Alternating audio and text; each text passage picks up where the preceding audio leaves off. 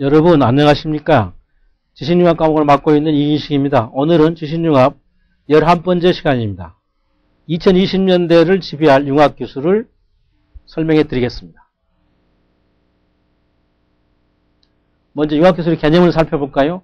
융합기술 영어로 Convergent Technology입니다. 줄여서 CT. 2001년 12월 미국의 과학재단과 상무부, 우리나라로 지금 지식경제부겠죠? 상무부에서 그 전문가들이 한 100여 명이 모여가지고 미국의 장래를 좌우할 이 첨단 기술의 그 방향에 대해서 정책을 검토하는 문서를 작성했습니다. 그 문서 제목이 인간 활동의 향상을 위한 기술의 융합입니다. 이 밑으로 보시면 Converging Technology for Improving Human Performance.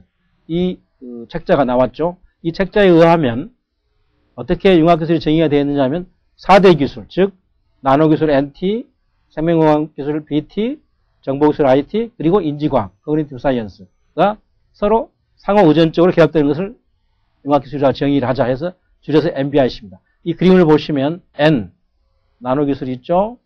B, 생명과학기술, I, 정보기술, 인지과학 C. 그래서 나노기술은 이제 원자 단위고, 그 다음에 생명과학기술은 유전자, 정보기술은 비트, 인지과학은 뉴런, 신경세포에서 이 네 가지 이 세상을 구성하는 가장 기본적인 요소들이 서로 상호 의존적으로 결합해서 생기는 새로운 형태의 기술을 융합기술로 하자 해서 NBIC라고 얘기를 했습니다. 이 NBIC 융합기술 상호관계를 가장 우리에게 이해하기 쉽게 설명한 문구를 하나 소개할까요? 이 NSF, 미국 과학재단에서 기술융합을 정책을 총괄한 그 미하일 로코라는 그 과학자가 한 얘기입니다. 이 영어로 표시하면 Cognitive Science, Scientist, 인지과학자가 그것을 생각하고 think, 그 다음에 나노과학자가 그것을 build하고 만들고, 그 다음에 바이오 과학자가 그것을 implement하고, 그리고 IT 과학자가 그것을 모니터, 제어하는, 이게 융합기술의 상호관계다라고 했는데 이 이상 쉽게 설명할 수 있는 방법은 별로 없는 것 같습니다. 그래서 융합기술의 목표가 뭐냐? 그 당시 2001년이니까 20년 전에 2020년에 소위 새로운 르네상스 시대가 온다. 즉 사람이 정말 자기의 인간활동의 능력을 향상시켜서 잘 살 수 있는 그런 세상이 온다는 게 이 CT 개념을 만든 그 당시 과학자들의 꿈이었습니다. 그래서 이 융합기술에서 치중한 분야가 4대 분야가 있습니다. 즉 2020년까지 인간활동의 향상을 위해 특별히 중요한 4대 연구 분야를 한번 소개해 볼까요? 이 네 가지인데요. 첫째, 물질 장치 시스템. 둘째, 생물세포. 셋째, 컴퓨터 및 통신 시스템. 그리고 뇌, 마음. 아마 중요한 건 다 나와 있는 것 같죠? 좀 더 설명해 볼까요? 제조부 분야, 건설, 교통, 의학, 과학기술 연구에서 사용되는 완전히 새로운 형태의 범주의 물질과 장치와 시스템을 만드는 겁니다. 그럼 이때 뭐가 필요하냐? 바로 나노기술이 가장 중요하죠. 그 다음에 정보기술 역시 역할이 중요하다. 그래서 미래 산업은 생물학적 과정을 활용해서 신소재를 생산한다. 그러니까 생물의 성격, 특성, 구조를 이용한 새로운 소재를 생산한다. 그래서 재료과학이 굉장히 중요하다. 수학, 물리학, 화학, 생물학에서 재료과학이 핵심이 된다는 것입니다. 두 번째가 나노기술 나죠. 나노규모, 나노 단위에서 동작하는 부품, 공정의 시스템을 가진 물질 중에서 가장 복잡한 게 뭐죠? 바로 우리 생명을 구성하는 바로 생물세포입니다. 이 생물세포가 4대 연구 분야에 하나 들어가 있죠. 그래서 이 생물세포를 연구하려면 물론 나노기술, 생명과학기술, 정보기술의 융합 연구가 중요하다. 특히 정보기술 중에서는 가상현실 기법. 왜 그러냐? 가상세포를 만들고 하기 때문에 굉장히 도움이 된다. 세 번째는 여러분 다 아다시피 이제 통신 분야죠. 그래서 유비쿼터스 및 글로벌 네트워크로 다양한 요소를 통합하는 컴퓨터 및 통신 시스템의 기본 원리를 연구하는 게 4대 연구 분야 하나입니다. 그래서 여기서는 나노기술이 컴퓨터 하드웨어를 자꾸 적게 만들어야 하기 때문에 컴퓨터 하드웨어 향상을 위해서 필요하고, 특히 이 통신 시스템 같은 건 사람과 사람과의 연결이기 때문에 인지과학이 필요해서, 즉 인지과학은 인간에게 가장 효과적 정보를 제시하는 방법을 제공할 것이다. 그리고 이제 마지막으로 가장 과학에서 수수께끼가 뭐죠? 사람의 마음과 뇌죠. 그래서 사람의 뇌와 마음을 구조와 기능을 연구하는 게 4대 연구 분야. 그래서 이 뇌와 마음을 연구하려면 당연히 생명과학 기술이 필요하죠. 나노 기술이 필요하죠. 정보 기술이 필요하다는 얘기예요. 그래서 이 네 가지 새로운 형태의 물질 장치 시스템, 두 번째 생물세포, 세 번째 컴퓨터 및 통신 시스템, 그리고 끝으로 인간의 뇌, 마음이 인간의 활동을 향상하기 위해 필요한 4대 연구 분야로 선정이 되어 있습니다. 그리고 이러한 융합기술이 생각한 것만큼 제대로 발전한다면 2020년에 우리 사회에 어떤 영향을 미칠 것인가. 각 부분별로 검토를 하겠습니다. 5대 분야를 볼까요? 첫째, 인간의 인지, 의사소통 능력을 확장한다. 이 5개 분야에 대해서 나서 첫째, 인간 코그노 프로젝트. 이 개놈과 비슷한 용어죠. 비슷하죠. 코그노는 인지에서 나온 말인데, 즉 인간의 인지 능력을 인간의 마음의 구조와 기능을 연구하는 이 프로젝트가 영향을 받을 것이고, 둘째, 사람과 기계 사이의 강학 정보를 교환하는 인터페이스, 즉 BMI 기술 되겠죠. 이 BMI 기술이 영향을 받을 것이고, 세 번째, 인간의 사회활동에 편의를 제공하는 기술 기반을 조성하고, 그 다음에 학습 방법, 학교 같은 데서 학습 방법을 증진시키는 교육용 도구가 개발될 것이고, 그 다음에 사회 전체적으로 이 창의성을 올리는 그런 도구 기술이 개발될 것이다. 그래서 즉 결론적으로 인간의 인지, 의사소통 능력이 확장될 것이다. 두 번째는 그 다음에 뭐죠? 건강이죠. 우리 몸의 능력, 즉 사람의 건강과 몸의 능력을 개선시킬 것이다. 6개 분야에서. 첫째, 나노바이오 기술이 융합이 되면 나노의학이 발달되겠죠. 그럼 결국에 나노 수준에서 질병을 알아내고 진단하고 치유하기 때문에 굉장히 우리 건강에 보탬이 되겠죠. 그 다음에 나노기술 수준에서 장치를 이식합니다. 즉 나노기술 수준에서 몸의 잘못된 부분을 바꿔 끼는, 즉 보치를 하는, 그러니까 분자수에 보치를 하게 되면 또 우리 건강과 신체적 능력 개선에 보탬이 되겠죠. 그리고 또 중요한 건 나노로봇을 몸속에 집어넣어 수술하기 때문에 굉장히 세밀하게 하기 때문에 모든 질병을 치료할 수 있다. 그런 얘기고, 일단 중요한 건 장애인들, 시각이나 청각 장애인들에게 여러 가지 기능을 보완하는 장치를 개발할 수 있고, 그 다음에 이제 뇌와 기계, 뇌와 뇌의 인터페이스 기술이 되면 의사소통 기능이 굉장히 활발해지겠죠. 그리고 가상환경 경험으로, 그러니까 그 가상현실이라는 게 물리적 거리를 극복하는 거니까, 즉 가상환경, 가상기술로 조성된 환경으로 경험한 물리적 거리가 한계 극복돼서 우리 지구촌의 사람들이 정말 가깝게 서로가 정보를 교환할 수 있다. 그리고 그렇기 때문에 기업활동, 교육, 원격회의 등에서 우리 인간의 신체 능력을 향상시켰다. 그런 얘기입니다. 자, 세 번째, 집단 및 우리 인류가 사는 집단 및 사회의 기능을 향상시킨다. 즉 MBIC 기술 융합으로 인간의 사회적 행동, 사회적 인지, 인간관계, 집단의 의사결정, 언어 사용, 사회적 학습 등의 측면에서 여러 가지 문제점이 해소되기 때문에 지역사회나 국가 전체에 도움이 된다. 그리고 학교, 기업, 정부 내에서 협동 후 효율성이 크게 증대되고, 그 다음에 혁명적으로 새로운 산업, 새로운 제품, 새로운 서비스가 나온다는 거예요. 융합기술이 미치는 영향이죠. 그 다음에 이것도 중요하죠. 국가안보도 굉장히 중요한 거예요. 국가안보가 강화되는데 5개 분야에서 우선 모든 군인들이 아주 작게 만든 센서가 붙였던 군복을 입게 되는 겁니다. 그 다음에 자동화 기술이 발달하게 해서 싸움터에서 사람이 사라지고 무인 병기, 즉 무인 로봇이 사람 대신에 싸우게 되는 것이고, 그 다음에 아까 말한 가상현실 기술도 실제적인 훈련보다 가상현실 기술을 하기 때문에 전투기 조종사들이 훈련을 위험 부담을 줄이고 할 수 있는 것이죠. 그 다음에 중요한 건 이겁니다. 우리 인간의 목숨을 노리는 여러 가지 생화학적 대량 살상 무기를 미리미리서 탐지할 수 있다는 거죠. 그리고 물론 전투 폭격기의 성능도 향상된다. 이렇게 해서 이 5개 분야에서 국가 안보가 향상되는 거예요. 그리고 이제 마지막 5개 분야에서는 5째 분야는 과학기술 교육이 지금 문제가 많은데 체질이 개선된다.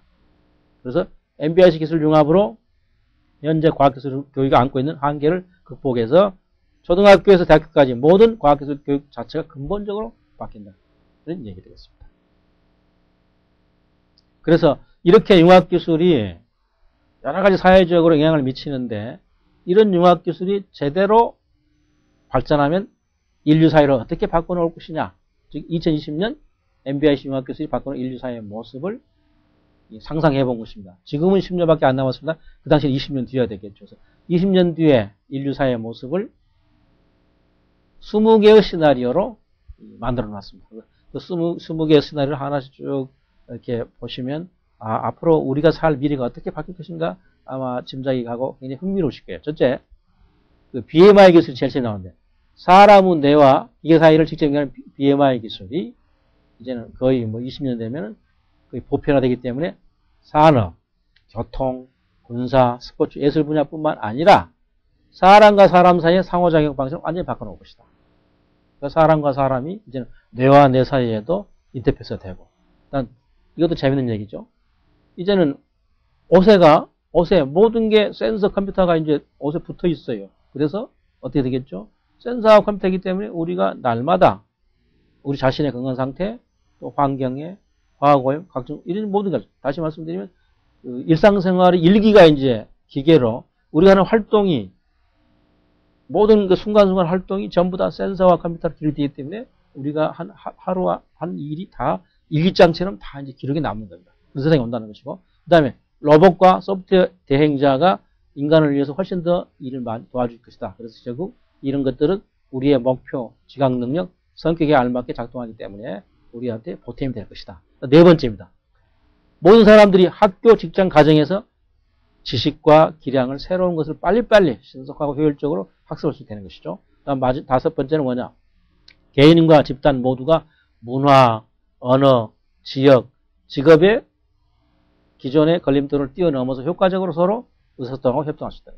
그래서 그 결과 집단, 조직, 국가 사이의 협조적 관계가 크게 향상된다. 이렇게 전망을 했죠.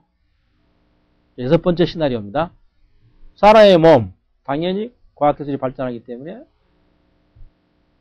질병에 잘 견디고 건강하고 활력이 넘치고, 그리고 또 다친 손상된 부위가 있으면 빨리빨리 복구가 돼요. 그래서 스트레스를 받거나 생물학적 위협하거나 노화 과정에서 잘 견뎌낸다. 정말 우리가 이제 아주 건강하게 살 수 있는 세상이 오는 겁니다. 그 다음에 또 재밌는 게 이제 이건 영어로 스마트 메터리얼입니다. 영리한 물질이죠. 무슨 얘기냐? 물질이 지능을 갖게 돼요. 그래서 주택, 집에서 변기까지 모든 종류의 기계와 구조물은 바람직한 특성, 우리가 원하는 특성, 즉 변화하는 상황에 적응한다. 또 높은 에너지 효율성이 있고 환경 친화성이 있는 그런 것들을 가진 물질이 바뀐다. 즉 물질이 아주 영리해지기 때문에 스스로가 환경에 적응도 하고 에너지도 아껴 쓰게 되고 환경을 해치지 않는 그런 물질을 우리가 만들어낼 수 있다는 겁니다. 여덟 번째, 의료기술을 당연히 발전하겠죠. 그래서 신체 장애, 정신장애를 다 해결하기 때문에 수백만의 장애인들이 고통으로부터 해방된다. 그다음 국가안보는 아까 말씀드렸지만 전투 시스템이 완전히 정보화되고 또 무인 전투용 차량, 즉 사람이 타지 않는 그런 차량이 고성능화되고, 그다음 데이터 네트워크, 즉 정보 처리하는 컴퓨터 네트워크가 완전히 사고가 고장이 되지 않고, 그 다음에 아까 말씀드린 생물학, 화학, 방사능, 핵 공격에 대해서 탐지를 하기 때문에 효과적으로 방어하기 위해서 우리가 군사적으로 국가안보가 더 튼실해진다. 그 다음에 열 번째, 세계 어느 곳에 사는 사람이든지 누구나 필요한 정보를 즉각적으로 접근할 수 있다. 그래서 그 정보는 특정 개인이 원하는 형태로 제공되기 때문에 효율적으로 사용할 수 있다. 이렇게 되는 겁니다. 11번째 시나리오입니다. 기술자건 예술가건 건축 건설기장은 모두가 새로 나온 도구를 사용하기 때문에 창의성을 더 깊이 이해하게 되기 때문에 창조 능력이 확장되는 겁니다. 12번째, 이건 생물의 유전과학 얘기인데요. 사람, 동물, 농작물 유전자를 제어하는 능력을 갖기 때문에, 지금 동물 일부 갖고 있습니다만, 그렇기 때문에 사람이 인간의 복지에 크게 기여해야 된다. 뭐 여러 가지 농산물도 만들 수 있고 질병을 치료하는 약도 개발하고 유전 치료도 하기 때문에, 그래서 그러나 이럴 때 문제되는 게 윤리적인, 법적인, 도덕적인 쟁점에 대한 합의를 도출해야 한다. 사회적 문제가 되겠죠. 13번째 우주 이야기입니다. 하늘로 우주로 발사체를 쏘아 올리고 우주 로봇이 가서 여기지를 건설하고 달, 화성, 소행성에 접근해서 활용된다. 일단 14번째, 필요한 정보를 신속 정확하게 주고받는 환경에 새로운 조직 구성 및 기업하는 분들에 해당되는데요. 이렇게 정보가 제대로 주어진 환경이기 때문에 조직 구성을 새롭게 하거나 경영 원칙이 새로운 게 등장해서 산업, 교육, 정부에서 매니지먼트, 즉 관리 기능이 효율성이 올라간다. 그 다음에 15번째죠. 보통 사람들은 정부의 정책 결정자나 기업 결정자와 마찬가지로 그들의 삶에 작용을 하고 훨씬 뛰어난 의사결정과 창의성을 구현시켜주는 그러한 인지적인, 사회적인, 생물적 능력을 훨씬 더 많이 갖게 된다. 그 다음에 16번째 시나리오입니다. 이제 공장 얘기인데요. 앞으로 생산 공장은 아까 말씀 BMI 기술이 훨씬 향상돼, 즉 공장에 있는 기계와 공장의 근로자와 그 BMI, 그러니까 정보를 교환하는 그런 기술이 훨씬 향상되기 때문에 지능적 환경으로 바뀌죠. 그래서 기계를 인간이 정말 인간과 기계가 호흡을 맞춰서 생산하기 때문에 대량 생산과 주문 생산과 모든 이 생산 분야에서 생산량이 극대화된다. 이렇게 이 BMI 기능은 여러 가지 각도로 사회에 크게 기여를 하게 되는 것입니다. 그 다음에 농업 분야, 농업과 식품 분야에서는 식물과 동물의 상태를 지속적으로 감시하는 네트워크 덕분에 농작물을 생산하는 거나 가축을 이렇게 키우는 그런 수율이 훨씬 올라간다. 교통 분야에서는 유비쿼터스, 당연히 유비쿼터스 실시간으로 정보를 주고받게 되고 또 차량을 아주 효과적으로 교통을 관리하고 설계하기 때문에 또 나노기술로 제조한 합성물질 등이 나와서 환경에 적응하기 때문에 훨씬 교통이 가장 중요하죠. 교통사고 갈수록 안전하고 또 교통 비용이 저렴해진다, 싸진다는 거죠. 그 다음에 19번째, 과학자들이 연구 어떻게 되느냐. 다른 분야에 여러 가지 좋은 방법을 도입해서 과학자의 연구도 훨씬, 지금보다 훨씬 10년 뒤에는 혁명적으로 변화한다. 마지막입니다. 이제 20번째 시나리오. 학교의 교육이 나노 규모, 아주 그 미세한 분야에서 우주 규모, 큰, 거대한 규모까지 물리적 세계 구조를 이해하기 위한 포괄적이고 지적인 패러다임의 개발도 커리큘럼 완전히 바뀐다는 거예요.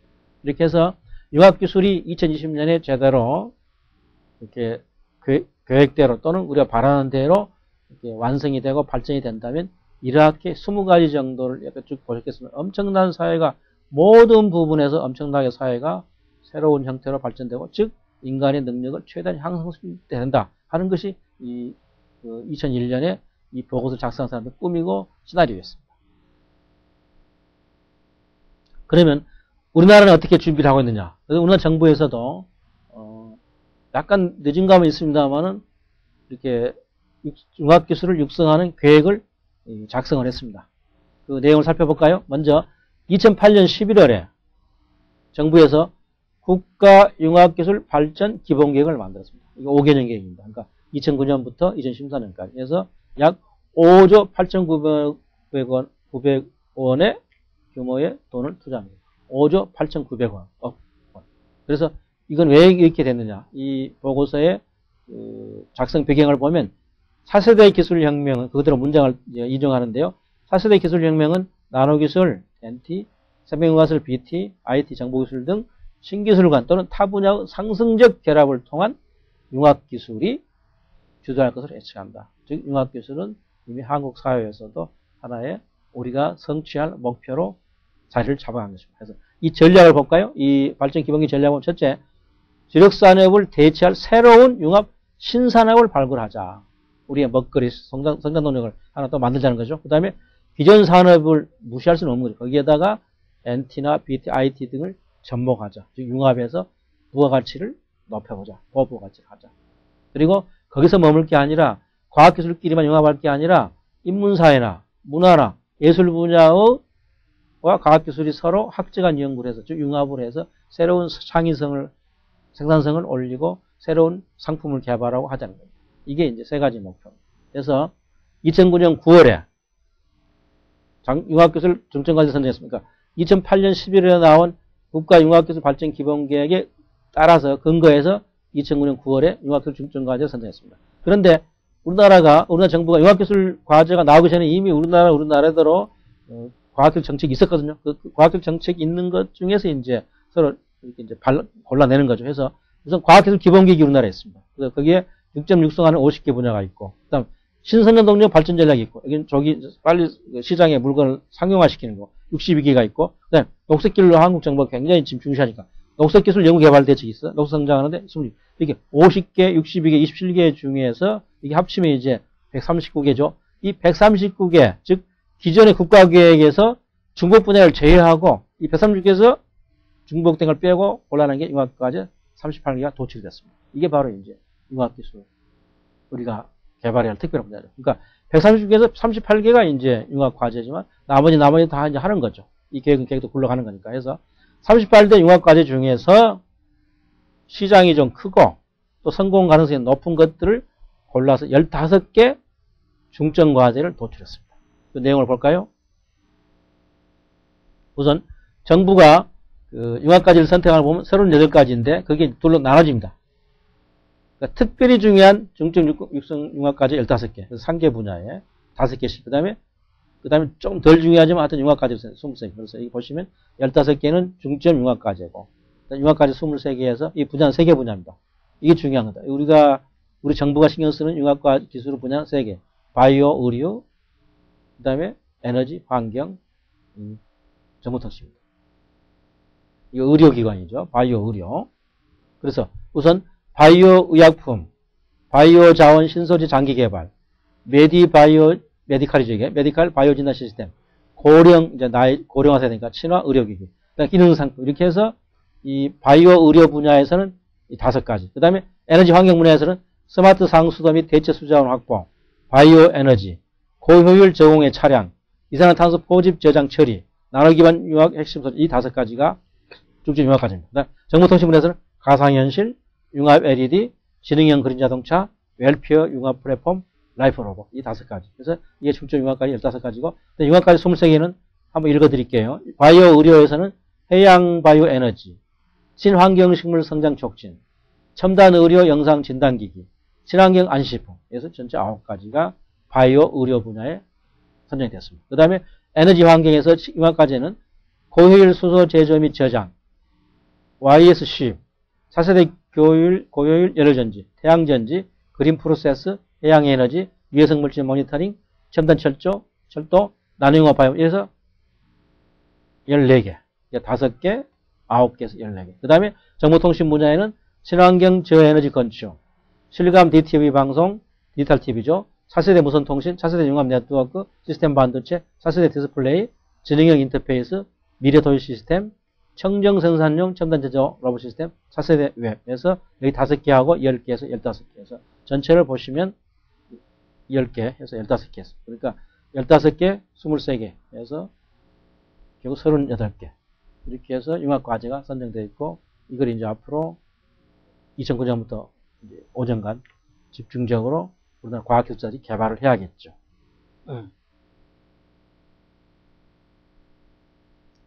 그래서 그러면 이렇게 그 바이오, 이렇게 또 의료, 에너지, 환경, 정보통신 분야가 중점 과제를 아까 15개를 정했는데 그럼 이것들이 실현 가능성이 있느냐? 이게 더 중요하죠. 그래서 기술 수준을 한번 검토해 봤어요. 그러니까 가장 기술이 높은 나라를 100이라고 놓고 이제 격차, 몇 년 떨어져 있느냐? 수준이 옆으로 해서 쭉 이제 체크를 해놓은 겁니다. 그러니까 바이오 의료 보면 5개 분야에서 예컨대 메디칼 바이오 진단은 3.7년 떨어졌고 63.3%다. 기술식품은 2.3년 떨어졌고 56.7%다. 바이오 의약품은 6.3% 떨어졌고 6.3년 떨어졌지만 47.10%다. 이게 굉장히, 그러니까 47.7%는 이 바이오 의약품은 우리가 알다시피 선진국에 비해서 굉장히 절반도 못 미칠 정도로 지금 수준이, 기술이 떨어지는 거죠. 그 다음, 고령 친화 의료기기는 4.3년 떨어졌는데 66.7%. 바이오 신설이 여기는 장기 문제는 4.3년 떨어졌는데 61.10%. 평균적으로 바이오 의료는 기술격차가 4년 정도 떨어졌고 60%도 안 되는 겁니다. 그러니까 선진국에 비해서 우리가 굉장히 지금 이 바이오 의료는 열악한 상태입니다. 근데 다른 분야는 좀 달라요. 에너지 환경 같은 거 보면 나노 기반 융합 핵심 소재는 59.3%, 바이오 에너지는 66.7%, 단 이산화탄소 포집 저장체는 7년 떨어졌어요. 너무 떨어졌어요. 상 떨어졌고 62.7%. 그다음 고효율 저공해 차량은 3.3년 떨어졌는데 70%. 근데 특히 이 대목은 또 9년 떨어졌습니다. 10년 떨어졌는데 대체 수자원 확보 및 스마트 상수는 정말 이게 우리 생활에 필요한 건데 9년 떨어졌고 55.7%. 해서 평균 5.5년 이상 떨어져 있고 62.7%. 좀 이게 바이오 의료보다는 낫습니다만 역시 이것도 60%밖에 안 되고. 정보통신이 우리나라 세계적인 정보통신 국가라고 하지만 특별한 분야에서는 또 그렇지도 않아요. 보세요. 웰피어 융합 플랫폼은 3.5년 떨어졌고 56.3%. 지능형 그린 자동차. 그린 자동차가 굉장히 중요하죠. 2008년밖에 안 떨어져서 이건 굉장히 쫓아가고 있습니다. 근데 62.5%. 라이프 로봇은 6.8년 떨어졌습니다. 의외로 이 분야는 로봇분야에 들어있습니다. 실력하더라고요. 50.3%. 융합 LED는 우리가 좀 세계적인 수준이니까 2.7년밖에 안 떨어졌고 76.7%.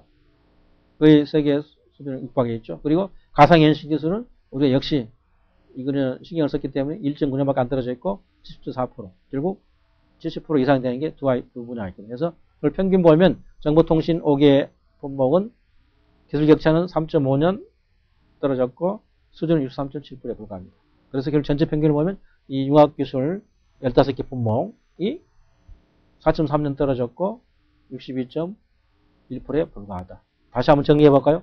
바이오 의료 기술 부분에서는 바이오 의약품 47%였죠. 를 제외한 메디칼 바이오 진단, 기능성식품, 고령 친화 의료기기, 바이오 신사 장기 등 60% 내에서 60%. 그러니까 지금 문제되는 건 이게 바이오 의약품이 지금 상당히 낙후되어 있는 거죠. 에너지 환경 기술 부분을 볼까요? 고효율 저장 공해 차량이 70% 수준이 높죠. 고효율 차량이 70% 수준이 높죠. 좀 높고 나머지 다 60%고 비슷한 수준이고. 정보통신 기술을 볼까요? 융합 LED. 가상현실 기술은 70%라고 말씀드렸죠. 그다음 다른 것들, LPO 융합 플랫폼, 지능형 그린 자동차, 라이프 로봇 등은 60% 수준이다. 결국에 우리가 아직은 선진국에 비하면 약 4년 정도 기술 격차가 떨어져 있고 수준 60%라는 겁니다. 그래서 이제 이렇게 융합기술 15대 과제를 정한 정부에서는 그 융합기술 간에 서로 어떤 관계가 있는가를 보여주기 위해서 소위 융합기술지도를 그랬습니다. 융합기술지도. 그래서 각 분야별로 다 기술지도. 그래서 이게 이제 대표적인 게 나왔습니다. 그래서 이렇게 쭉 보시면 융합에는 아까 말했죠. 나노기술, 생명과학기술, 그다음 정보기술, 인지과학에서 각 분야별로 이렇게 어떻게 연관되는가를 보여주는 그림이 되겠습니다. 이건 여러분이 차근차근 한번 보시면서 어떤 분야로 여러분이 관심을 갖고 진출할 것인지 곰곰이 생각이 됩니다. 예컨대 우리 가장 잘 아는 IT 하나 볼까요? 소프트웨어, 반도체 소자, 그 다음에 센서, 홈 네트워크, 전지 이런 분야가 있고 그 다음에 나노기술 볼까요? 나노화학 공정, 로봇 자동화 기계, 나노마이크로 시스템.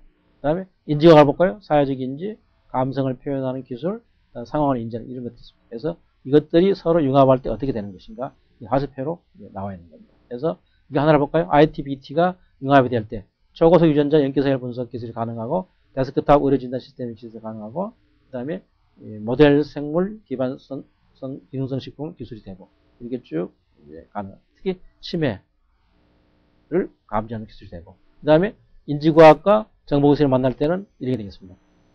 자동차, 감성형 자동차. 좀 사람처럼 감정을 느끼는 자동차는 이제 되겠죠. 이렇게 해서 쭉 이렇게 입는 컴퓨터, 웨어러블 네트워크 기술, 감각인지 웨어러블. 그러니까 이 화살표를 보시면 이게 이제 이 두 가지 기술이 서로가 융합돼서 나오는 이 새로운 이 분야가 되겠습니다. 그래서 지금까지 이제 2020년을 생각했던 융합기술에 설명드렸는데 또 하나 2025년을 놓고 검토한 보고서가 또 나왔어요. 그래서 이게 2025년 세계 추세라는 보고서입니다. 글로벌 트렌드.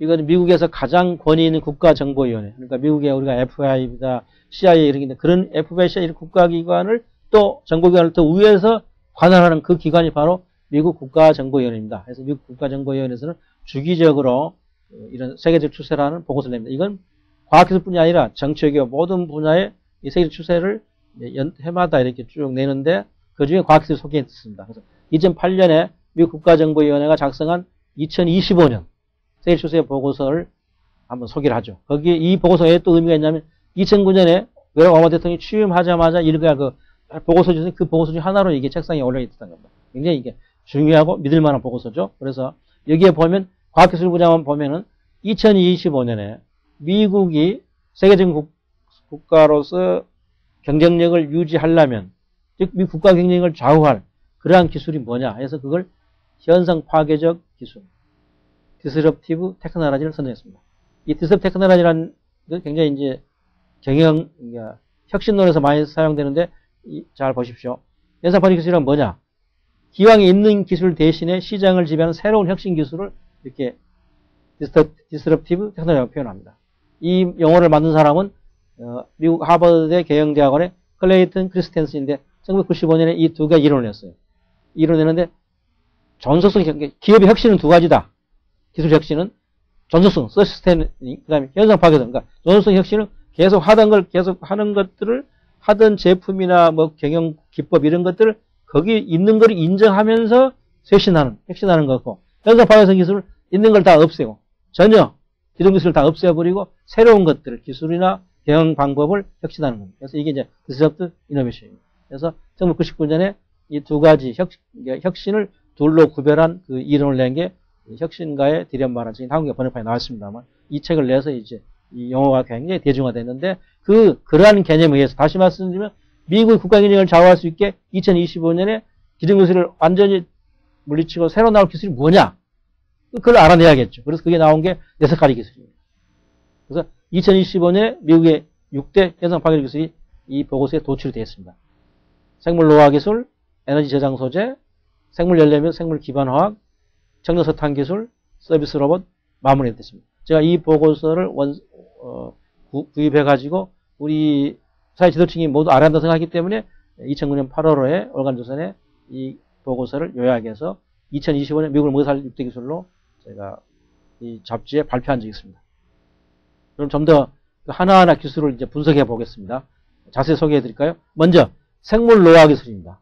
여기서 이 단어만 딱 빼면 되겠죠. 바이오 테크놀로지죠. 근데 거기 이제 노화. 그래서 인간의 생물학적 노화 과정을 연구하여 사람의 수명을 연장하고 노인의 건강한 삶을 지원하는 기술이다. 이게 생물 노화 기술인데 어떤 일정표로 이게 진행될 것인가. 이거 보시면 굉장히 재밌는 내용이 많이 나옵니다. 먼저 2010년 미국 정부는 노화의 생물학적 기초연구를 지원하는 정책을 발표하고 향후 10년간 해마다 10억 달러 이상을 투입할 것이다.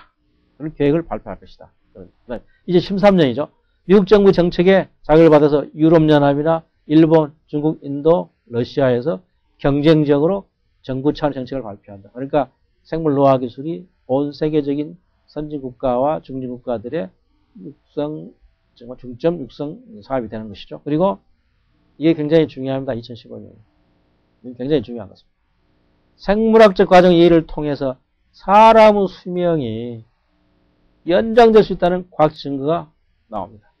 즉, 사람의 수명을 연장시킬 수 있는 과학적 근거를 찾아내는 겁니다.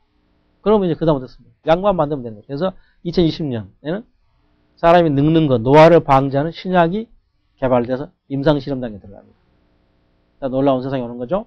2025년이 되면 인간의 줄기세포를 기반으로 한 치료를 해서 상용화를 해서 그 인간 줄기세포로 질병을 치료하는 것이 이제 보편화 되는 거죠. 그래서 미국 식품의약국의 승인증에 들어갑니다.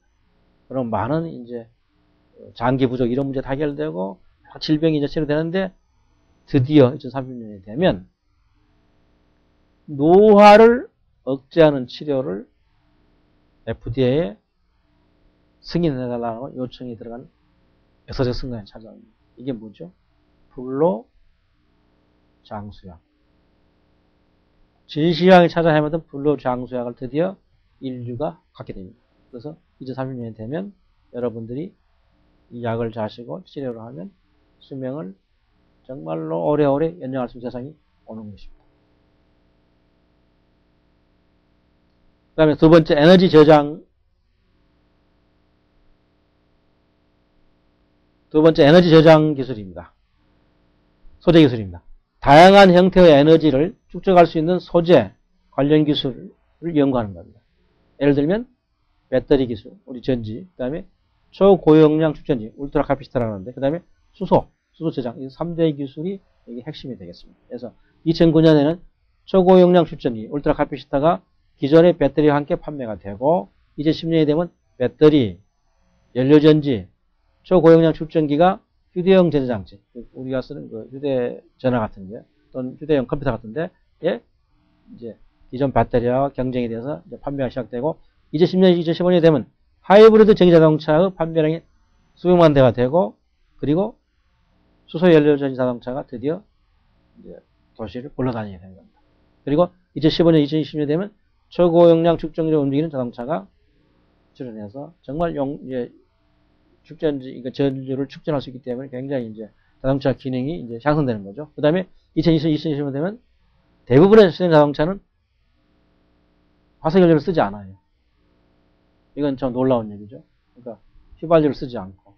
그러면 결국 지구 온난화 가스를 배출 않기 때문에 굉장히 환경에 보탬이 되는 그런 자동차들이 굴러다니게 되겠습니다. 그래서 대부분 자동차들은 화석연료를 쓰지 않고 않게 될 것이다. 라고 봐도 무방하다. 이런 얘기입니다. 왜냐면 이런 게 이제 에너지 저장 소재가 다 차에 이제 들어가기 때문에 이렇게 되겠죠. 세 번째 있습니다. 생물연료 및 생물 기반 화학. 동식물로부터 연료를 추출하는 분야를 이렇게 얘기합니다. 그래서 두 가지인데 1세대와 2세대. 1세대는 바이오 알코올, 에탄올, 바이오 디젤. 그 다음에 2세대 생물연료는 셀룰로스, 에탄올. 이렇게 해서 즉 동식물로부터 연료를 추출한다는 거죠. 이것도 화학연료를, 화석연료를 쓰지 않게 되는 거죠. 그래서 2010년이 되면 셀룰로스, 에탄올을 생산하는 기술이 경제적으로 능력을 갖는다. 2010년, 2010년 바다에 있는 조류에서 도출된 생물연료 기술이 가격 경쟁력을 갖는다. 즉 경제적으로 생산할 수 있게 되는 거죠. 그래서 2012년이 되면 생물연료를 경제적으로 생산하는 대량 생산 체제가 실현된다. 즉 경제 규모를 갖게 된다. 그리고 2010년에서 20년까지 되면 다양한 형태의 맞춤형 생물연료가 선보인다. 즉 다시 이런 게 무슨 얘기냐면 석유에 의존하는 그런 시대가 끝나죠. 화석연료 시대가 이제 갈수록 끝나간다는 겁니다. 그래서 2020년이 되면 미국의 생물연료 사용 규모가 그러니까 화석연료, 석유기반 연료의 20% 이상을 대체하게 되는 거예요. 그래서 지구 온난화 가스인 이산화탄소 방출량도 그 수준만큼 감소되겠죠. 결국 석유화학 제품이 생물 기반 제품으로 바뀝니다. 지금 석유화학 제품 근데 플라스틱을 쓰죠. 근데 이제는 생물로 만든 플라스틱을 쓰게 돼요. 그런 세상이 오는 거죠. 그다음 정정 석탄, 클린, 깨끗한 석탄 기술입니다. 즉 석유나 천연가스보다 훨씬 이 석탄이 이산화탄소 방출량이 많아요. 근데 그거를 새로운 기술로 환경 친화적 연료로 바꾼다는 거죠. 그래서 그 기술을 우리가 대표적인 게 뭐냐면 탄소 포집, 붙잡는다는 뜻이죠. 그래서 붙잡아서 격리시키는 CCS, 이 기술, 이 CCS는 굉장히 앞으로 이제 우리가 아주 익숙하게 듣게 될 용어가 되겠습니다. 그래서 이 기술로 그러니까 석탄에서 탄소를 빼내는 것, 빼내서 없앤다는 뜻, 다른 데로 보낸다는 뜻이에요. 그러니까 석탄에서 이산화탄소가 없어지니까 결국 환경 친화적 연료가 되지 않겠어요? 그래서 2010년에 중국의 한 석탄 액화업체가 석탄으로부터 10만 배럴의 액체 연료를 생산한다.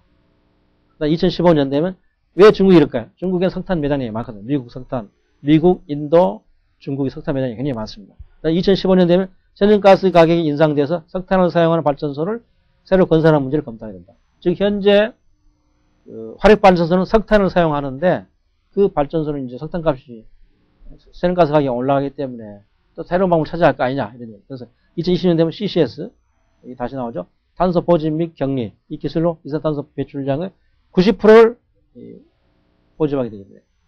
그러니까 석탄에서 이산탄소를 다 빼내는 거죠. 그래서 새로운 석탄 발전소를 건설해서 상업적으로 성공하게 된다. 즉 석탄을 떼도 이산탄소가 나오지 않기 때문에 석탄을 가지고 발전하게 된다는 거죠. 다섯 번째 기술이 되겠습니다. 서비스 로봇. 서비스 로봇은 무엇인가? 집안이나 병원 또는 싸움터, 전쟁터에서 사람과 더불어 같이 있으면서 사람을 도와주기도 하고 능력을 활용할 수 있게 도구로 사용되는 로봇이 이 서비스 로봇입니다. 근데 2007년에 이건 이미 일어났던 일인데요. 그 펜타곤, 그러니까 미국의 국방부의 그 연구 국방부에서 이 도시도전 대회를 했죠. 그러니까 도시와 똑같이 이렇게 만들어 놓은 데서 무인자동차, 사람이 타는 자동차들을 이렇게 시약을 붙여가지고 350만 달러 상금을 걸어서 했는데 많은 자동차들이 그걸 사람이 안 타는데도 불구하고 가로수도 있고 신호등도 있고 주차장도 있는데 다 이렇게 똑같이 사람이 타고 다닐 때와 똑같이 이게 자동차가 서로 굴러가가지고 목표점을 통과한 그런 대회를 했는데 그게 도시도전입니다. 그래서 소위 로봇 자동차가 거리를 누빈 적이 있었죠. 이미 그 정도까지 이제 로봇의 무인화 기술은 향상된 겁니다. 그리고 2009년에 펜타곤이 생각한 새로운 그러니까 이거 FCS라고 하는데 미래 전투 시스템은 결국 사람 대신에 자꾸 로봇이나 컴퓨터나 기계가 싸움을 하는 그런 게 이제 퓨처 컴퓨터 시스템, 미래 전투 시스템의 성능 시험이 시작됐고 2012년 되면 다시 말씀드리지만 뇌기기 인터페이스 기술이 장치에 들어가게 됩니다. 그래서 사람과 첨단 장치, 탱크나 이런 그 고성능 전투 장비하고 사람이 서로 인터페이스 되기 때문에 생각만 가지고도 그런 걸 조정할 수 있는 세상이 올 수 있다는 거겠죠. 2014년에 되면 로봇이, 이것도 참 놀라운 얘기인데요. 4년 뒤가 됐으면 전투 상황에서 사람과 싸워요. 군인과 함께 싸워요. 즉 무슨 얘기냐, 이거는 무인 전투 차량. 아까 뭐 도시도전에서 보셨지만 이렇게 전투 차량이 이제 무인 차량의 수준 실력이 높아졌으니까 무인 전투차, 즉 로봇 병사가 사람에게 총을 쏘는 세상이 온다는 거예요. 그 다음에 2019년 되면 이건 정말 우리한테 즐거운 소식인데요. 일본과 한국의 과학 연구진들이 가사, 집에서 가사 도우미 역할하는 반, 그러니까 50%죠. 이 반 뜻이. 그러니까 절반 정도 자율 로봇을 내놓게 됩니다. 이건 미국 그 보고서에서 이렇게 언급할 정도로 한국의 로봇 기술은 상당히 국제적으로 인정을 받고 있다고 생각해서 정말 이건 즐거운 소식이 아니었습니다. 2020년 되면 이것도 정말 놀라운 얘기입니다. 생각만 해가지고 자동차를 조종해서 작전에 투입합니다.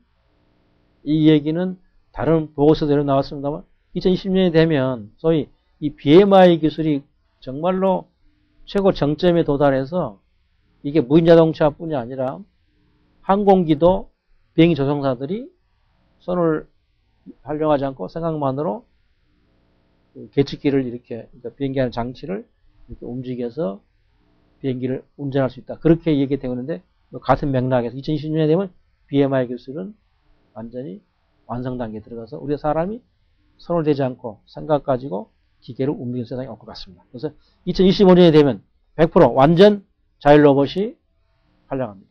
즉, 이 로봇은 뭐겠습니까? 스스로가 우리 사람의 도움을 받지 않고 스스로 꼭 우리 사람처럼 움직이는 그런 로봇이 나오게 되는 것입니다. 이제 마지막으로 그 연상 파괴 기술 6번째 기술은 이 만물의 인터넷입니다. The Internet of Things. 제가 이걸 이제 한글로 이렇게 옮겼습니다만 뭐 그렇게 잘못된 옮기면 안 갖고 괜찮은 것 같아요. 만물의 인터넷. 약자로는 이 O가 소문자입니다. IoT 이렇게 표현합니다. 그래서 만물. 이 세상의 모든 물건은 만물이다. Everything. 만물. 이 세상의 모든 사물을 인터넷으로 연결해서 인지하고 감시하고 제어하는 정보통신망이 2025년 되면 나타나는 겁니다. 이건 놀라운 얘기입니다. 이 세상의 모든 물건이 다 인터넷에 접속이 돼요. 한번 볼까요? 2007년, 2009년까지 미국의 대형 소매 연쇄점들이 신속한 배달을 위해서 창고에 있는 지게차나 포장에다가 RFID, 무선 주파 식별장 태그를 답니다. 그러니까 모든 물건 하나하나를 이제는 식별할 수 있는 그런 RFID를 단다는 거죠. 그리고 이제 10년이 되면 미국의 대형 소매업체들이, 연쇄점들이 무인 점포, 사람이 없는 점포의 계산을 위해서 각 상품에 RFID 태그를 붙여합니다. 그러니까 이미 창고 안에 지게차나 포장에 이미 RFID를 달았고, 이제는 모든 상품에 RFID를 부착하고, 그것뿐만 아니라 정부기관, 대기업, 보건단체 등에서 문서에다가, 서류에다가 그 서류를 추적하고 관리하기 위해서 RFID 태그를 다는 거예요. 그러니까 모든 문서에 이제는 RFID 태그가 됐다는 거예요. 그러니까 모든 종이, 서류가 어디에 있는가를 이제 우리 사람이 언제라도 확인할 수 있는 그런 세상이 오는 겁니다. 그래서 2011년에서 2013년 되면 소비자들은 RFID 판독기, RFID 태그를 판독해야죠. 리더가 있는 휴대전화를 사게 됩니다. 휴대전화가 이제 이런 기능이 이제 내장이 되는 거죠. 그리고 이제 11년, 2016년 되면 자동차가 무선으로 사전에 상태를 진단받는 기능을 하게 됩니다. 자동차 수리할 때 이제 일 찾아다니고 할 필요 없이 미리서 자동차가 이렇게 이제 여러 그 서비스 업체로부터 자동차 소유주들은 그 상태, 불량 상태 여부를 이렇게 정보를 받게 되는 그런 세상이 되는 거죠. 그러니까 이건 2010년 너무 재밌습니다. 우리 모두의 위치, 그러니까 유비쿼터스 우리가 어디 있든 간에 우리 위치를 파악하는 기술이 도입이 되어서 휴대전화를 사용한 사람들이 그걸 사용해서 자기 여자친구, 자기 어머니, 선생님 또는 후배가 어디 있는가를 이제는 알 수 있게 되는 거예요. 그리고 드디어 2020년에서 2025년 되면 일상생활의 모든 물건, 그러니까 이런 이상의 모든 물건들이 다 네트워크에 연결돼요. 그래서 사람과 물건이 정보를 교환하고 물건도 물건끼리 정보를 교환하고 이 세상의 모든 삼라만상이 만물이 연결된 인터넷이 2015년이 됩니다. 이거 미국 얘기지만 한국도 인터넷 강국이기 때문에 이 시기와 비슷하게 이런 네트워크가 실현될 걸로 봐도 무방할 것 같습니다. 그래서 지금까지 이 설명을 드렸는데요. 특히 이런 관심이 많으신 분은 이 기술의 대융합이란 한국의 최고 권위자 39명이 융합 현실을 각 기술별로 참 분석한 책에서 찾아보시면 되겠습니다. 그래서 미국 융합기술의 방향을 상세히 분석한 글 있고, 그 다음에 제가 아까 설명드렸습니다만은 2010년 1월호에 또 2009년 8월에 각각 융합기술에 대한 얘기를 제가 기고를 했습니다. 여러분 감사합니다.